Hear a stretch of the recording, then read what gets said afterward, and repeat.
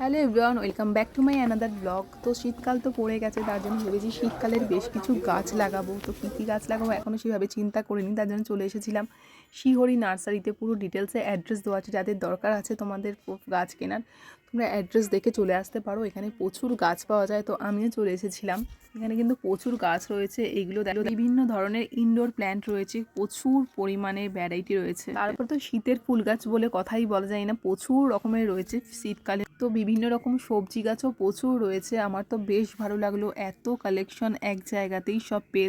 আমি তো এত গাছ দেখে কোনটা নেব না নেব ডিসাইড করেই পাচ্ছিলাম না। প্রথমে বেশ কিছুক্ষণ পুরো গার্ডেনটাই ঘুরে ঘুরে দেখছিলাম কি গাছ আছে না আছে। অ্যাকচুয়ালি আমি গাছ লাগাতে ভীষণ ভালোবাসি, আমি না ম্যাক্সিমাম মানুষই গাছ লাগাতে খুবই ভালোবাসে। আসলে আমাদের বাড়িতে জায়গা অনেক কম, গাছ লাগানোর মতন সেরকম জায়গাই নেই, তার জন্য আমি ছাদেই গাছ লাগাবো ঠিক করেছি। অ্যাকচুয়ালি আমি ছাদে একটা ছোট মতন ছাদ বাগান বানিয়েছি, অনেকে হয়তো জানো।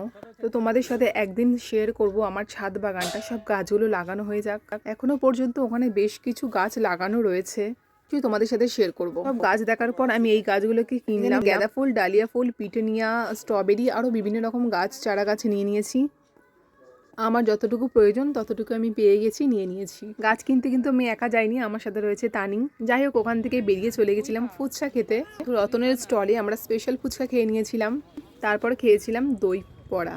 বেশ ভালো ছিল খেতে, সন্ধ্যাবেলাটা এরকম ফুচকা খেতে বেশ ভালোই লাগে। তো আজকের বিকেল বেলাটা এই গাছ কিনে ফুচকা খেয়ে কাটলো, আমার তো বেশ ভালো লাগলো। আমাদের ভিডিওটা ভালো লাগলে লাইক করে দেখা হচ্ছে নেক্সট ভিডিওতে। বাই।